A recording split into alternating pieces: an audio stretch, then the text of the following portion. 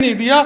ये जो भारतीय जनता पार्टी का बेड़ा गर्क करने वाला कैंडिडेट भाजपा ने दिया है और आज सारे कार्यकर्ताओं में असंतोष है। अभी मैं जा रहा हूं, कल मेरे साथ सैकड़ों कार्यकर्ता जाएंगे, उसके बाद भारतीय जनता पार्टी का सर्वनाश होगा, धमाका। और उस आदमी के कदम हमेशा जज्जों से नीचे नहीं उतरते। मुख्यमंत्री आते हैं, भाज के सीट पर बैठ जाता है, उनका काम सिर्फ यही है दिखावा। नामांकन में भीड़ 500 रुपए पे एक महिला को पैसे देके ले जाया गया था, सारी करनाल की जनता जानती है। हम यहाँ कार्य करके गए हैं, हर कार्यकर्ता को पहचानते हैं, कार्यकर्ता तो था ही नहीं, भाड़े की बीड़ी इकट्ठी करके नॉमिनेशन करने आए थे। अपना जगमोहन आनंद जी ने करनाल से नॉमिनेशन भरा, भाजपा के प्रत्याशी हैं, आप नॉमिनेशन में नहीं गए? नॉमिनेशन में उस आदमी के जाए जिस आदमी ने कभी किसी के दुख सुख में शामिल नहीं हुआ, जो आदमी हमेशा उसके 2-3 मित्र होते थे, वो 2-3 मित्र ही उससे भाग गए। आम किसी आदमी को साथ क्या रखेगा जिसका किसी के दुख सुख में, किसी के परिवार में कहीं आना जाना ना हो। हरपाल कलामपुरा नहीं गए, लेकिन वहां तो काफी नेता थे, काफी भीड़ थी उनके नामांकन में। तो नामांकन में भीड़ 500 रुपए पे एक महिला को पैसे देके ले जाया गया था, सारी करनाल की जनता जानती है। हम यहाँ कार्य करके गए हैं, हर कार्यकर्ता को पहचानते हैं, कार्यकर्ता तो था ही नहीं, भाड़े की बीड़ी इकट्ठी करके नॉमिनेशन करने आए थे। मिले अब तो स्थानीय मिला था आपको, स्थानीय जो उम्मीदवार है, जो स्थानीय उम्मीदवार है वो कभी किसी के दुख सुख में शामिल नहीं होता। और उस बंदे ने जो जिला प्रधान होते हुए कभी किसी के नमस्ते तक नहीं ली। जो आदमी नमस्ते, कार्यकर्ता नमस्ते कहता था, वो साइड से निकल कर चला जाता था। और उस आदमी के कदम हमेशा जज्जों से नीचे नहीं उतरते। मुख्यमंत्री आते हैं, भाज के सीट पर बैठ जाता है, उनका काम सिर्फ यही है दिखावा। और जनता के उनसे किसी के दुख सुख में कभी शामिल नहीं हुए, कभी किसी का काम नहीं हुआ। हमने उनको काम बोला तो हमेशा ये कहा कि मेरे कार्य क्षेत्र से बाहर की बात है, ये काम मैं नहीं कर सकता, ये काम माननीय मुख्यमंत्री जी करेंगे। और मुख्यमंत्री के नज़दीक किसी आम कार्यकर्ता को उन्होंने लगने नहीं दिया। ये जो भारतीय जनता पार्टी का बेड़ा गर्क करने वाला कैंडिडेट भाजपा ने दिया है और आज सारे कार्यकर्ताओं में असंतोष है। अभी मैं जा रहा हूं, कल मेरे साथ सैकड़ों कार्यकर्ता जाएंगे, उसके बाद भारतीय जनता पार्टी का सर्वनाश होगा, धमाका। ऐसा ही क्या हुआ कि अब जगमोहन आनंद को टिकट मिली, उसके बाद ही आपकी नाराजगी सामने आई? हमारा एक उम्मीद जगी थी कि करनाल के अंदर बहुत अच्छा मुख्यमंत्री आया है। नायब सैनी के आने के बाद करनाल के वोटरों की उम्मीद जगी कि अब इस शहर का विकास होगा, लोगों के काम होंगे, बैकवर्ड के लोगों के काम होंगे। वो तो छोड़ के भाग गए। वो छोड़ के नहीं भागे, उनको भगाया गया है, चक्रव्यूह रचा गया, उनको चक्रव्यूह रचा के वो यहाँ से भगाया गया है। हमें उस चीज के लेके बहुत ज्यादा नाराजगी हमारे। नमस्कार, आप देख रहे हैं प्रो हरियाणा टीवी, मैं हूँ आपके साथ विकास महला। चुनावी सरगर्मियां तेज होती हुई नजर आ रही है, जैसे जैसे चुनाव नजदीक आते हुए नजर आ रहे हैं, चुनावी सरगर्मियां तेज होती हुई नजर आ रही है।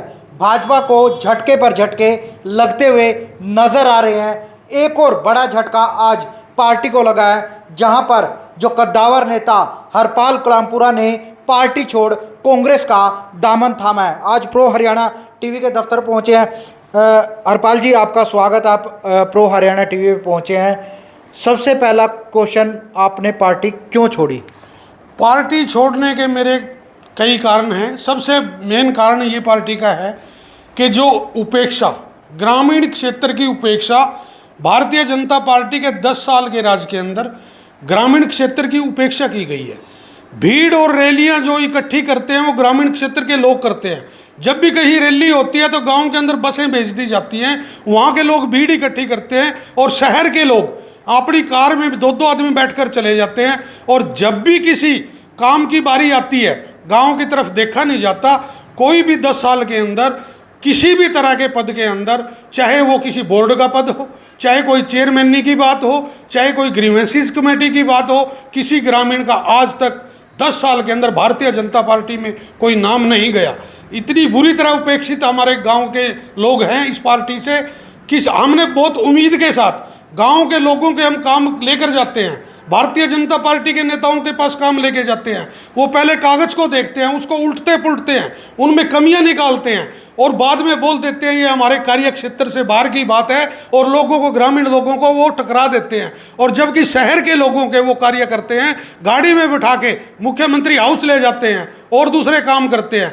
इस तरह से मेरे मन के अंदर एक टीस थी, ग्रामीण क्षेत्र की पूरी तरह से उपेक्षा की गई। हरपाल जी मुख्यमंत्री रहे, दो मुख्यमंत्री रहे, सीएम सिटी रहा 10 साल, ऐसा ही क्या हुआ कि अब जगमोहन आनंद को टिकट मिली, उसके बाद ही आपकी नाराजगी सामने आई? हमारा एक उम्मीद जगी थी कि करनाल के अंदर बहुत अच्छा मुख्यमंत्री आया है।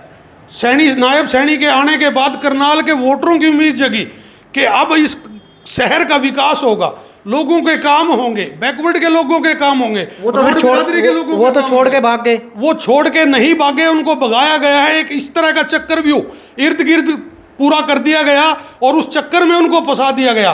वो भागे नहीं। उन्होंने एक दिन स्टेटमेंट दी थी कि मैं करनाल की जनता से प्यार करता हूं और करनाल के अंदर से ही चुनाव लड़ना चाहता हूं। लेकिन जो चक्कर व्यूह रचा गया, उनको चक्कर व्यूह रचा के वो यहां से भगाया गया है। हमें उस चीज के लेके बहुत ज्यादा नाराजगी हमारे भाजपा नेता की तरफ से तो ये कहा जाता था कि भी मुख्यमंत्री मिले हैं, वाहवाही की जाती थी कि मुख्यमंत्री मिले हैं। अब तो स्थानीय मिला था आपको, स्थानीय जो उम्मीदवार है, जो स्थानीय उम्मीदवार है वो कभी किसी के दुख सुख में शामिल नहीं होता। और उस बंदे ने जो जिला प्रधान होते हुए कभी किसी के नमस्ते तक नहीं ली। जो आदमी नमस्ते, कार्यकर्ता नमस्ते कहता था, वो साइड से निकल कर चला जाता था। और उस आदमी के कदम हमेशा जजों से नीचे नहीं उतरते। मुख्यमंत्री आते हैं, भाज के सीट पर बैठ जाता है। उनका काम सिर्फ यही हुआ दिखावा, और जनता के उनसे किसी के दुख सुख में कभी शामिल नहीं हुए, कभी किसी का काम नहीं हुआ। हमने उनको काम बोला तो हमेशा ये कहा कि मेरे कार्य क्षेत्र से बाहर की बात है, ये काम मैं नहीं कर सकता, ये काम माननीय मुख्यमंत्री जी करेंगे। और मुख्यमंत्री के नज़दीक किसी आम कार्यकर्ता को उन्होंने लगने नहीं दिया। ये जो भारतीय जनता पार्टी का बेड़ा गर्क करने वाला कैंडिडेट भाजपा ने दिया है, और आज सारे कार्यकर्ताओं में असंतोष है। अभी मैं जा रहा हूं, कल मेरे साथ सैकड़ों कार्यकर्ता जाएंगे। उसके बाद भारतीय जनता पार्टी का सर्वनाश होगा। धमाके पे धमाके होते जाएंगे। हरपाल जी कई नेताओं ने विरोध किया था, पूर्व मेयर रेणुबाला गुप्ता ने विरोध किया, सबसे पुराने नेता अशोक सुखीजय ने किया। एकदम से क्या हुआ कि वो पलट गए? एकदम से उनको ये लगा, क्या ईडी का डर दिखाया गया, दबाव बनाया गया? क्या हरपाल कलामपुरा पे भी आएगा दबाव? आया होगा? हरपाल कलामपुरा ने कहीं 2 नंबर के पैसे नहीं कमाए। हमने भारतीय जनता पार्टी पे जो पैसा लगाया, वो अपने बच्चों का पेट काट के पैसा लगाया। हमने अपना पेट्रोल जो है फूका, पल्ले से फूका, घर का सर्वनाश करके भारतीय जनता पार्टी को सिंचा है हमने। मेरे पास जिम्मेवारी इससे पहले मीडिया कोऑर्डिनेटर की थी। आज मेरे पास जो जिम्मेवारी है, सहकारिता का मैं जिला संयोजक हूँ, और मैं बड़ा मंडल का प्रभारी रहा हूँ, मैं निशंक मंडल का प्रभारी रहा हूँ। हमेशा पल्ले से तेल फूका। जब मैंने कहीं भ्रष्टाचार नहीं किया, मैंने 2 नंबर का पैसा नहीं कमाया, तो मुझे कि डरने की जरूरत नहीं। डरेंगे वो लोग जिन्होंने करोड़ों संपत्ति अवैध अर्जित की हुई है, वो लोग डरेंगे ईडी से, वो लोग डरेंगे विजिलेंस से। हरपाल कलामपुरा ने ऐसा कोई काम नहीं किया जिससे उसे कोई डर हो, जिससे उसका कोई भय हो। हरपाल कलामपुरा को फोन नहीं आए नेताओं के, मान जाओ, जैसे मुख्यमंत्री जा रहे थे, आपको किसी नेता का कि भाई हरपाल जी आप पार्टी ना छोड़ो, कोई बातचीत? मेरे पास बहुत दबाव आए, बहुत से मित्रगण मेरे पास आए, बहुत से लोगों ने कहा कि पत्थर जो है एक जगह पड़ा हुआ भारी होता है। लेकिन भारतीय जनता पार्टी की मंशा ये होती है, कार्यकर्ता को वो पत्थर नहीं रहने देते, कार्यकर्ता को रगड़ रगड़ के बजरी बना देते हैं हम। कार्यकर्ता का बेचारा घर का काम छोड़ के सारा दिन इनके पीछे पड़े रहते हैं। इनकी पॉलिसी ऐसी हैं। आज हमारी बिरादरी, रोड बिरादरी के लोग विदेशों में धक्के खा रहे हैं। जो इनकी नौकरी की योजना है वो इतनी गलत बनाई हुई है कि हमारे लोग, बच्चे जो है हमारे विदेशों में धक्के खा रहे हैं। जंगलों के अंदर से बच्चे जा रहे हैं। रात को हम अपनी चारपाई पे सोचते हैं बच्चों के, उधर हमारे बच्चे रो रहे हैं, इधर उनके सारा परिवार रो रहा है। ये बेरोजगारी जो दी है, भारतीय जनता पार्टी की पॉलिसी की बेरोजगारी है। इस पॉलिसी ने हमारा बिरादरी का सर्वनाश करवा दिया, हमारे पलायन करवा दिया इस बिरादरी। आपका विधानसभा क्षेत्र करनाल है, 2 बार मुख्यमंत्री चुन दिए, 3 बार चुन दिए आपने मुख्यमंत्री। ग्रामीण क्षेत्र को लेकर विकास कार्य हुए नहीं? ग्रामीण की खातिर इस भारतीय जनता पार्टी के अंदर जातिवाद, क्षेत्रवाद कूट कूट के भरा हुआ है। ये जातिवाद में पूरा विश्वास करते हैं और क्षेत्रवाद में पूरा विश्वास करते हैं।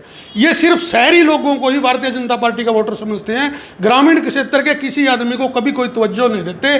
कोई महिला, आपको मैं बात करते हैं बेटी पढ़ाओ बेटी बचाओ, लेकिन 9 के 9 मतलब पूरी लोकसभा क्षेत्र में 9 विधानसभाओं में भारतीय जनता पार्टी ने एक भी महिला को टिकट नहीं दिया। किस तरह से ये महिला को आरक्षण की बात करते हैं? इनकी नीतियां दिखावे की होती हैं, कहते कुछ हैं करते कुछ है। कार्यकर्ता जब इनकी मन की बात करता है, दूसरे की मन की बात सुनाते हैं। जब कार्यकर्ता की मन की बात सुनने की होती है, कार्यकर्ता मन की बात करता है, उसी टाइम ये बोल देते हैं भारत माता की जय, बैठ जाओ। तो कार्यकर्ता को जब हम बैठे होते हैं, हमें अपने कॉलेज के टाइम की याद आती है कि कॉपी पेन लेके जाओ, जो हम बोलेंगे वो नोट करो, आपको बोलने का कोई अधिकार नहीं है। जगमोहन आनंद जी ने करनाल से नॉमिनेशन भरा, भाजपा के प्रत्याशी हैं, आप नॉमिनेशन में नहीं गए? नॉमिनेशन में उस आदमी के जाए जिस आदमी ने कभी किसी के दुख सुख में शामिल नहीं हुआ। जो आदमी हमेशा उसके 2-3 मित्र होते थे, वो 2-3 मित्र ही उससे भाग गए। आम किसी आदमी को साथ क्या रखेगा जिसका किसी के दुख सुख में, किसी के परिवार में कहीं आना जाना ना हो। हरपाल कलामपुरा नहीं गए, लेकिन वहाँ तो काफ़ी नेता थे, काफ़ी भीड़ थी उनके नामांकन में। तो नामांकन में भीड़ 500 रुपए पे एक महिला को पैसे दे के ले जाया गया था। सारी करनाल की जनता जानती है। हम यहाँ कार्य करके गए हैं, हर कार्यकर्ता को पहचानते। कार्यकर्ता तो था ही नहीं, भाड़े की बीड़ी इकट्ठी करके नॉमिनेशन करने आए थे। हरपाल कलामपुरा को क्या लगता है, कांग्रेस आपके ग्रामीण क्षेत्र तक जाएगी? आपके करनाल विधानसभा में आपका गांव पड़ता है, आपकी नाराजगी उसी को लेकर है कि आपके गांव में काम नहीं हुए। लगता है सुनीता सिंह वहाँ जाएगी? हमने सुनीता सिंह का पिछला 10 साल का कार्यकाल देखा है। उस कार्यकाल के अंदर आज तक मैं कांग्रेस में नहीं हूँ, मेरे किसी पूर्वज ने आज तक कांग्रेस को वोट नहीं दी, लेकिन पिछले 10 साल में सुनीता सिंह ने जो नौकरियां दी हैं, मेरे गांव के बहुत लड़कों को नौकरी दी है, डबरी के लड़कों को नौकरी दी है, पुंडरक के लड़कों को नौकरी दी है, रतनगढ़ के लड़कों को नौकरी दी है बगैर पैसे के। बीजेपी सिर्फ ढकोंसला कर रही है, बिना पर्ची और बिना खर्ची। अगर बिना पर्ची और बिना खर्ची के नौकरी दे रहे हैं तो एचपीएससी के दफ्तर में इतना मोटा पैसा कैसे आया? आप उसको छिपा रहे हो। पर्ची भी चलती है, खर्ची भी चलती है, सारे काम चल रहे हैं। जगमोहन आनंद जी तो गांव-गांव जा रहे हैं, कहते हैं कि वहां पर इतना समर्थन मिला, इस गांव के सरपंच ने इतना समर्थन दिया, समर्थन पे समर्थन मिल रहा। आप कह रहे हो लोग उनके साथ है नहीं? समर्थन कहीं नहीं होता। 4 आदमी खड़े होकर सेल्फी लेके फोटो डाल देते हैं। आज मैं काछुआ गया, आज मैं कलामपुरा गया, आज मैं वहाँ गया। सिर्फ ये कैंडिडेट सुबह जो जाता है पार्कों में जाता है, रात को गुरुद्वारों में जाता है, भीड़ इकट्ठी नहीं होती, दिखावे की भीड़ है सारी की सारी। वो दिखा के फोटो डाल के माहौल बनाने की कोशिश की जा रही है। माहौल नहीं बनेगा। यहाँ से एक से सारा कार्यकर्ता दुखी है। जब से लोगों को पता लगा है कि हम भाजपा को अलविदा कह रहे हैं, वो सारे के सारे, कई लोगों के मेरे पास फ़ोन है, मैं आपको रिकॉर्डिंग दिखा सकता हूँ कि जब भी जाओ हमारे को साथ लेके जाना। कल भी धमाके पे धमाके होंगे और हर रोज़ धमाके पे धमाके होते जाएंगे। तो ये थे हमारे पास साथ हरपाल कलामपुरा, जो कि करनाल विधानसभा के गांव से आते हैं। कलामपुरा गांव उनका पड़ता है मुख्यमंत्री के विधानसभा क्षेत्र में, उनका गांव पड़ता है, क्योंकि हाल ही में मुख्यमंत्री का ही कहेंगे विधानसभा, वहां पर 3 बार मुख्यमंत्री चुनकर दे दिया गया। हरपाल कलामपुरा और की तरफ से चुनकर दिया गया। कपड़े आपके फाड़ते होंगे लोग। जब भी पीछे मेरे को एक दुख हुआ, मेरी टांग पे चोट आई, फ्रैक्चर आया, मैं वहाँ मतलब रेस्ट कर रहा था। माननीय मुख्यमंत्री श्री नायब सिंह जी जो धर्मपत्नी थी, वो मेरा हाल चाल जानने के लिए गांव में गए।